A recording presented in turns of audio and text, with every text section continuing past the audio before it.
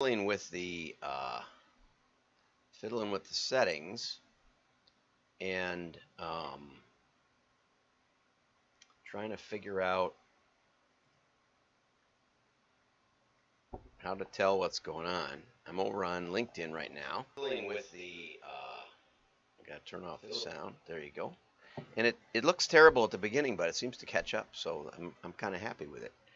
5, 4, 3, 2, 1. I'm John Miglosh for the Wisconsin DMA and the International Society for Strategic Marketing. Well, we're going to go right over to Tom Fishburne today, and then we're going to talk about influencer marketing, and the DM still works from Forbes. I thought I'd give you highlights here of what I'm going to cover in a session. So if you're really committed to direct mail, maybe you want to hang on to the end or fast forward if you're watching it in delay. I'm ready to be an influencer for your brand. What I provide is authenticity, right? Because I have all these. I genuinely love your CBD oil. Or was it weight loss smoothies? Hair growth vitamins? Body shimmer? Financial services. Oh, there's a financial services. Sure, that too. I love your financial services.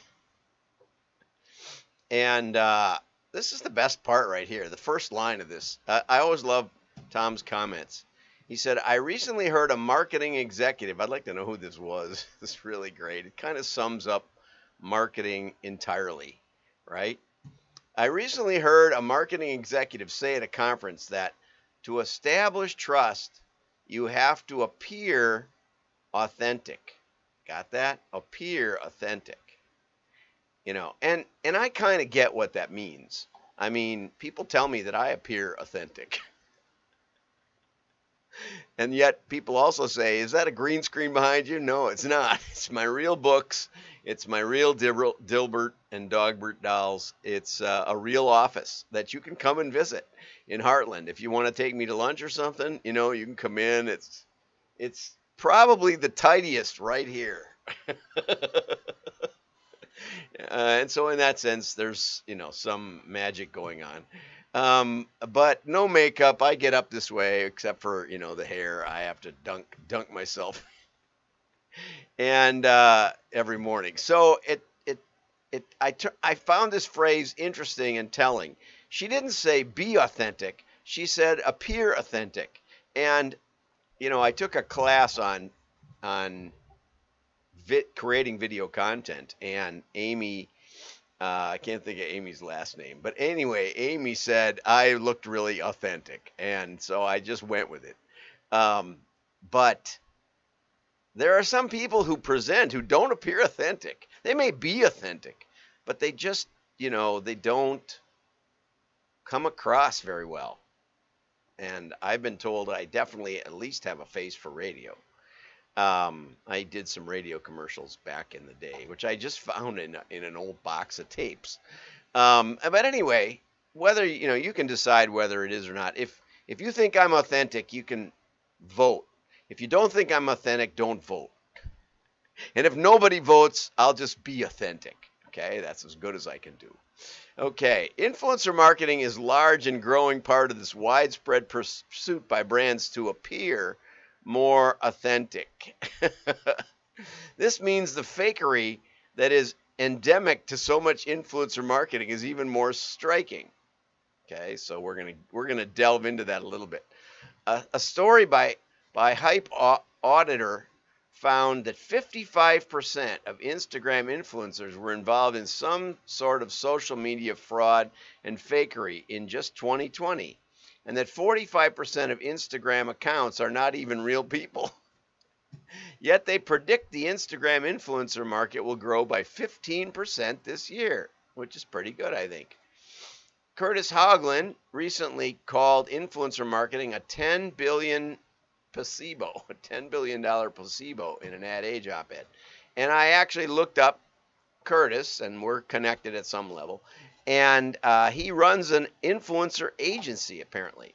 So you can contact Curtis if you want to do more influencer marketing. You may not after this time. Only 54% of Americans trust businesses in general, and only 38% trust advertising to get information about brands. And I think that's probably, I wonder, what I like to see is how much has that changed over the years? I mean, the first thing my parents kind of taught us as kids was don't believe the ads. And I taught my kids don't believe the ads or the shows, right? Because it's make believe. It's people can write any outcomes they want. Script writers control the world in media. So as the crisis in consumer confidence unfolded, marketers rightfully sought greater authenticity. But they sought out celebrities, YouTube stars, and influencers. Some people think I'm a YouTube star, but what I want you to know is, with so few followers, I'm authentic. I sure didn't buy any. I sure didn't buy any followers because I don't have very many.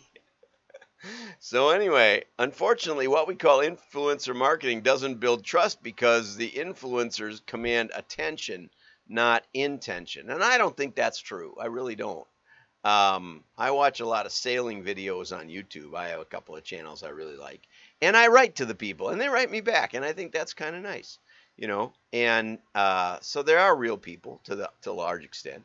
And the guy from New Zealand last night was sent a box of knives from a company in New Zealand that actually gave him one of the knives, like the crew of the American Express, the winning America's Cup. The winning America's Cup team had a special knife to cut the really strong rope in case it wrapped around somebody or something, and they could cut it. And he cut it in 2 quick strokes, which is just amazing. I've never seen anything like that. He said it was a super knife, and that was a really good demo. So anyway, here's some more Fishburne. How do we work with fake influencers? How do we work with fake influencers with fake followers and fake engagements in a more authentic way? Good old Fishburne. And some of these are as good as today's. And here's your bill. But I'm an Instagram influencer. He says, you seriously expect, just ask my friend, hundreds, I love that part, hundreds of followers. I used to have the number one TripAdvisor account in my city, or for a while, I think in my state. And I wrote these beautiful reviews and stuff and got a lot of likes. But, TripAdvisor just would send me the same dumb, we're so happy to get your review and la la la. And then I went to some restaurants, one in Seattle and one in Isla Mujeres, and I had pictures of the restaurants. And because they used Bing, the restaurants weren't listed, and so they wouldn't let me post my review. And so I started posting reviews about how these reviews are probably not real on TripAdvisor, and you should definitely contact TripAdvisor and tell them that I'm writing these terrible reviews about a company that basically doesn't vet any content or even exist. And part of that came from the shed. What was the name of it? Anyway, I'll find it. I'll post a link down below. But there was a guy in England, it doesn't matter what his restaurant was called. It was called A Shed, and he was a guy who wrote fake reviews for companies, and he would get $20 or 10 or $20 a review, and he would put these up. And so he knew that lots of reviews were fake. So he created a restaurant. He bought a burner phone, and he created a restaurant, the Shed at Dulwich, I think it was called, something like that. But anyway, he created fake items. He put a fried egg on his ankle to create a beauty shot of that menu item. And really, no, it was a piece of soap cake with sauce poured over it. I mean, the kind of stuff in the urinal, deodorant cake stuff. Anyway, it was awful. And he wrote all these fake reviews for the restaurant, and he never had anyone come. And when he started, he was the 18,000th worst restaurant in London. And in less than 18 months, I think he became the #1 rated TripAdvisor restaurant in London. Now, what he should have done is he should have then sold that name to somebody who had a restaurant that could rename it and take it over. That it could have been worth a fortune. And so I don't think he was the smartest marketing guy on earth. But the fact that he could do it was just amazing. And it's a great story. I'll put a link to the story. It just shows you how fake the world is. My wife reads reviews, and I tell her the reviews are probably fake. So let's get over to some hard data. This is from Newsmax. I don't watch Newsmax. I don't know if I've ever featured a story, so I'm not going to vouch for the credibility of this. But I reached out to Zoe, and she's from South Africa, and maybe we'll have her have a chat. I invited her to show up today. I didn't send her the link though. Most people don't hang out on LinkedIn like I do. So this documentary came out. HBO did a documentary, and they took 3 people and tried to make them famous. Fake Famous was the name of the documentary. I don't have HBO, so I haven't seen it. But you might want to check it out. The catch, they fake their way to fame by buying social media followers, photoshopping mundane locations to look like glamorous vacations, and more. So the director's name was Nick Bilton. We'll look him up too. And for $120, one of the fake people bought 7,500 followers and 2,500 likes. And he continued to do this slowly so the social media platforms wouldn't notice the unusual activity. So he didn't just buy 1 million followers. That made a lot of sense. The reality of all this is that every single solitary person has fake followers, whether they bought them or didn't, because bots make up half the engagement on the platform, Bilton told Variety. The most astounding number to me was that 140 million people on Instagram have over 100,000 followers. And 40 million people, 40 million Instagram accounts have over 1 million followers. Wow. So, Scott Adams' wife has like 4 million followers. So I used to think that was really, really great. Now I find out that maybe those weren't genuine. Or if they were genuine, she needs to inflate them in order to, I don't think she tries to make money on it though. I don't know what. I don't know if she does or doesn't. I mean, Scott's well off. He does the Dilbert cartoons. I should ask him. I should send him this article and see what he thinks of it. In light of Christina's millions. Anyway, so hey Scott, if you catch this, so you're going to tell me that 140 million people are famous? Yeah, okay. So that one, I think that was the most telling statistic. Now, I'm not trying to verify any of this, so you can. But let me tell you my Instagram story. So I had an Instagram account I created to promote Miglosh marketing. I'm a consultant, if you don't know. I actually help people for a living, and I've done it for coming up on 40 years. I started as a marketing consultant in September of 1981, so I have many stories. 17 companies got their valuation multiplied over the years, the ones that listened most closely. So if you need to get your valuation up, that's what I do. And but anyway, so I opened an Instagram account, and I didn't do much with it. I tried posting a few videos and stuff, but I don't really work off my phone. And all of a sudden, I got some messages from Instagram saying, we've detected possible fraudulent activity on your account. And I'm thinking, well, if you detected it, why don't you do something about it? And all of a sudden, I go on Instagram. This is basically a dormant account. And I find out that I've followed 10,000 other Instagram influencers. And they are bodybuilders and makeup experts and all kinds of people. So my account did get hacked, legitimately was hacked. I didn't, this is not just a story to excuse something I did. Nothing really bad happened, except that I couldn't get rid of there's no way to like mass delete everybody, all the followers, because I had like 35 real followers that were friends, in business and stuff. But I had 10,000 that weren't, and I spent months deleting 100 or two a day. I literally spent months trying to clean up that account. Finally, I just created a new one. I eventually did clean it up, but now Instagram has basically locked me out of it, and they don't really have any feedback mechanism. So my most real account I can't use.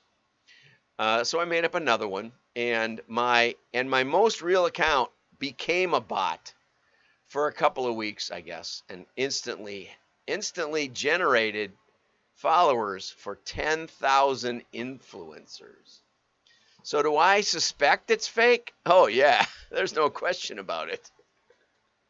The way I test it is I write to the people and see if they write back, and some do and some don't, and that's about that way.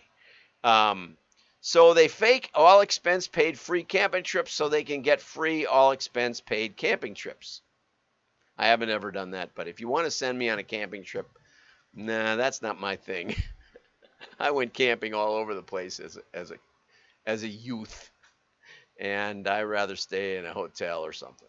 Okay, the 3 fake influencers ended up with massive followings as well as offers from brands hoping to be featured in their posts. They said, yeah, okay. So, and Dominique, her life completely changed. She was getting more auditions. Apparently, she was an actress.